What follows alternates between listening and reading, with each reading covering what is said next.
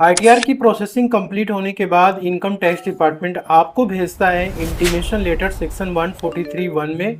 तो इस intimation letter को आप कैसे डाउनलोड करोगे, कैसे इसको आप ओपन करोगे और ये कितने टाइप्स का होता है, उसका मतलब क्या होता है, चलो इसको हम समझते हैं। सबसे पहले आपको पोर्टल पे लॉगिन कर लेना है और यहाँ पे आपको थ्री डॉट पे क्लिक करना है, ई फाइल वाले सेक्शन में जाना है, income tax return view file income tax return पे आपको क्लिक करना है और यहाँ पर आपको एक सेक्शन देता है डाउनलोड इंटीमेशन ऑर्डर।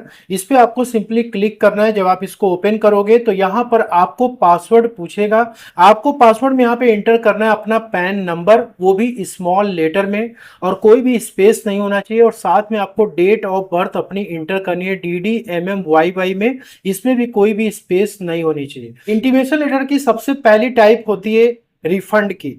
तो जब भी आप इसको ओपन करोगे तो यहाँ पे यदि आपके केस में ग्रीन कलर से शो हो रहा है और यहाँ पे आपको ये मेंशन किया गया you have a refund for assessment year 26-27, तो आपकी आईटीआर रिफंड के साथ प्रोसेस हुई है। और ये जब आपको लेटर मिलता है तो यहाँ पर आपको एक पॉइंट हमेशा ध्यान देना चाहिए।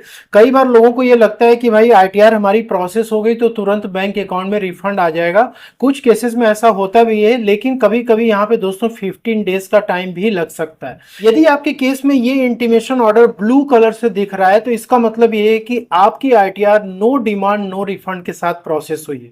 इसमें आपको कुछ भी करने की जरूरत नहीं है। आपके आईटीआर में कोई भी दिक्कत नहीं, कोई परेशानी नहीं है।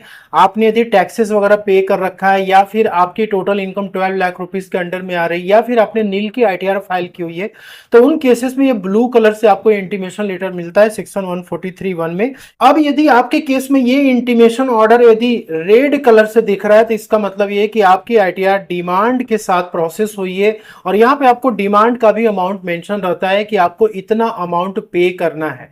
यदि आप इनकम टैक्स के पोर्टल पे आउटस्टैंडिंग डिमांड सेक्शन में जाके देखेंगे तो ये अमाउंट आपको वहां पे दिखेगा। अब ये डिमांड क्यों निकल के आई, यदि आपको इसे चेक करना है तो आप इस आईटीआर का कंप्लीट यहाँ पे असेसमेंट आप देख सकते हो। ये जो आपने इंफॉर्मेशन दिया हुआ आईटीआर में और जो इनकम टैक्स डिपार्टमेंट ने जो प्रोसेस किया हुआ है उसकी डिटेल्स आपको यहाँ पे दिखती है।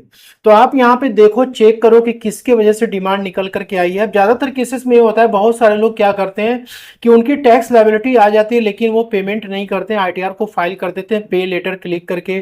सेकेंड ये हो सकता है कि आपने लेट फीस वगैरह जो 1000 या 5000 का होता है रिलेटेड आईटीआर के केस में, आपने उसको पेमेंट नहीं किया और आईटीआर फाइल कर दी तो भी आउटस्टैंडिंग डिमांड आ सकता है।